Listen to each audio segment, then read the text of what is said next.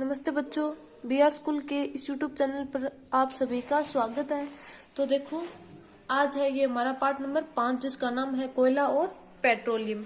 यानी आप सभी को ज्ञात है कि बहुत समय पहले वो पृथ्वी से कोई उल्का पिंड कराया था, जिसके कारण है वो पृथ्वी के ऊपर जो जीव जंतु थे, जो वनस्पतियां थी, वो धरती के समा गई। यानी उथल पुथल होने के कारण वो धरती के नीचे दब गई। जिस प्रकार से वो समय बीतता गया, उसी प्रकार से वो उन जो वनस्पति थी और जो जीव थे, उनसे वो कोयला और पेट्रोलियम है वो प्राप्त हुआ। यानी आज जो कोयला और पेट्रोलियम प्राप्त हो रहा है वो उन्हीं के कारण हो रहा है।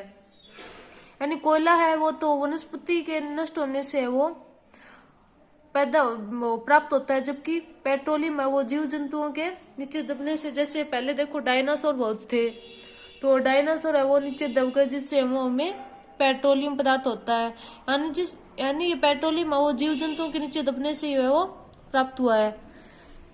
तो देखो, हम अपनी मूलभूत आवश्यकताओं के लिए विभिन्न पदार्थों के उपयोग में लाते हैं। यानी हम हमारे जो दैनिक जीवन में वो बहुत सारी आवश्यकताएं हैं और उनके उपयोग के लिए हम बहुत पदार्थों को काम में लेते हैं। इनमें से कुछ है वो प्रकृति में पाए जाते हैं, जबकि कुछ का निर्माण है वो मानवीय प्रयासों से किया जाता है। यानी जो पदार्थ हम काम में लेते हैं वो कुछ तो है वो प्रकृति से प्राप्त होते हैं हमें, जबकि कुछ है वो मानव है उनका निर्माण करता है। क्रियाकलाप 5.1 जैसे देखो दिखा रखा है, अपने दैनिक जीवन में उपयोग में लाए जाने वाले पदार्थों की एक सूची बनाइए तथा उनका प्राकृतिक तथा मानव निर्मित वर्गों में वर्गीकृत कीजिए। यानी जो प्राकृतिक है और जो मानव निर्मित है उनको अलग अलग भागों में आपको बांटना है। क्या इस सूची में वायु, जल, मृदा और खनिज सम्मिलित हैं? क्योंकि ये सभी प्रकृति द्वारा उपलब्ध कराए जाते हैं। यानी जो प्राकृतिक होते हैं, जो प्रकृति से प्राप्त होते हैं वो प्राकृतिक होते हैं। जो मानव निर्मित यानी जो मानव के द्वारा तैयार किए जाते हैं वो मानव निर्मित होते हैं, ये प्राकृतिक संसाधन कहलाते हैं। यानी जो वायु है, जल है, मृदा है, खनिज है, ये सभी है वो प्राकृतिक संसाधन कहलाते हैं, क्योंकि ये प्रकृति के द्वारा निर्मित होते हैं, प्रकृति के द्वारा बनाए जाते हैं। क्या वायु, जल और मृदा मानवीय क्रियाकलापों द्वारा समाप्त हो सकते हैं? जल के बारे में आप कक्षा 7 में पढ़ चुके हैं कि क्या जल एक असीमित संसाधन है। यानी जल है, वायु है और मृदा, उनको मानवीय क्रियाकलापों के द्वारा हम समाप्त नहीं कर सकते। प्रकृति में विभिन्न संसाधनों की उपलब्धता की दृष्टि से प्राकृतिक संसाधनों को व्यापक रूप में निम्न 2 वर्गों में बांटा गया है। यानी इनको 2 वर्गों में, इन संसाधनों को 2 वर्गों में हम बांट सकते हैं। देखो, पहला है एच है प्राकृतिक संसाधन। यानी जो प्रकृति पर, यानी ये संसाधन है वो प्रकृति में असीमित मात्रा में उपस्थित है। यानी जो ये एच प्राकृतिक मतलब जिनका क्षय न हो, यानी ये प्रकृति में बहुत सारी यानी असीमित मात्रा में उपलब्ध होते हैं और मानवीय क्रियाकलापों से समाप्त होने वाले नहीं है। यानी मानव के द्वारा है वो, मानव की जो क्रियाकलाप है वो उनके द्वारा समाप्त होने वाले नहीं है, यानी असीमित मात्रा में पाए जाते हैं। जिसकी उदाहरण है देखो, एक तो है सूर्य का प्रकाश और दूसरी है वायु। समाप्त होने वाले प्राकृतिक संसाधन। अब देखो समाप्त कौन कौन से हो सकता है। समाप्त होने वाले प्राकृतिक संसाधन, प्रकृति में इन स्रोतों की मात्रा है वो सीमित है और ये मानवीय क्रियाकलापों के द्वारा है वो समाप्त हो सकते हैं।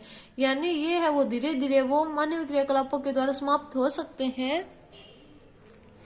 इन संसाधनों के उदाहरण है देखो, वन है, वन्य जीव है, खनिज है, कोयला है, पेट्रोलियम है, प्राकृतिक गैस है इत्यादि। यानी ये सभी है वो समाप्त होने वाले प्राकृतिक संसाधन है। यानी ये जो कभी न कभी है तो प्राकृतिक, लेकिन ये कभी न कभी समाप्त हो जाएंगे। अब देखो, यह आपको क्रियाकलाप है 5.2 दे रखी है। यह कक्षा हेतु सामूहिक क्रियाकलाप है। कुछ पात्र लीजिए और उन्हें यानी कुछ पत्थर लेने हैं आपको, और उन्हें कुछ पॉपकॉर्न है वो, उन्हें पॉपकॉर्न, मूंगफली व भुने व चने टॉफियों से भर दीजिए। विद्यार्थियों के को 7 है वो 7 के समूह में बांट दीजिए, 7 के समूह में बांट दीजिए। और अब इन समूहों को 1, 2 और 4 विद्यार्थियों वाले उप समूह में भी विभक्त कर दीजिए। यानी अब आपको है वो 1 और 2 और 4 इस प्रकार से आपको उप समूह भी बना देने आपको। उन्हें क्रमशः पहली, दूसरी और तीसरी पीढ़ी के रूप में चिन्हित कीजिए। यानी 1, 2 और 4 समूह है वो आपको पहली, दूसरी और तीसरी पीढ़ी के रूप में व्यक्त करना है। ये उप समूह है वो उपभोक्ताओं को निरूपित करते हैं। जनसंख्या में वृद्धि के साथ साथ दूसरी और तीसरी पीढ़ी में उपभोक्ताओं की संख्या अधिक है। यानी पहले जो समूह है उसमें 1 है, फिर 2 है और फिर 4 है। यानी दूसरी और तीसरी पीढ़ी में वो उपभोक्ताओं की संख्या अधिक है। और प्रत्येक समूह के लिए मेज पर एक पूरा पत्र रख दीजिए। प्रत्येक समूह की पहली पीढ़ी के उपभोक्ताओं से कहिए कि वे अपने समूह के पत्र से वस्तुओं का उपभोग करें। अब प्रत्येक समूह की दूसरी पीढ़ी को भी वैसा ही करने को कहिए, यानी वे अपने अपने पत्र से वो वस्तुओं का उपभोग करेंगे। विद्यार्थियों से कहिए कि वे प्रत्येक पत्र से वस्तुओं की उपलब्धता को ध्यान से देखें। यदि पात्रों में कुछ शेष बचा हो तो प्रत्येक समूह की तीसरी पीढ़ी को इसका उपभोग करने को कहिए।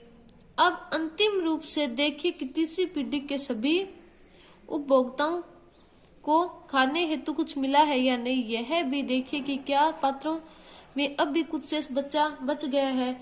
यानी जो 3 हमारे पास है वो 3 समूह थे, उनके अंदर देखो जिस प्रकार से है वो जनसंख्या की वृद्धि होती जाएगी, उसी प्रकार से है वो पदार्थों में यानी पदार्थों की आवश्यकताएं भी बढ़ती जाएंगी। यानी धीरे धीरे करके है वो कुछ वस्तुएं वो समाप्त हो जाएंगी। यानी जिस प्रकार से पीढ़ियां यानी जिस प्रकार से जनसंख्या में पीढ़ी तर पीढ़ी जनसंख्या में वृद्धि होगी, उसी प्रकार से वो पदार्थों की आवश्यकता भी हमें बहुत ज्यादा होगी। तो देखो इसके बारे में और हम अगली वीडियो में पढ़ेंगे। तो आज के लिए इतना ही, धन्यवाद।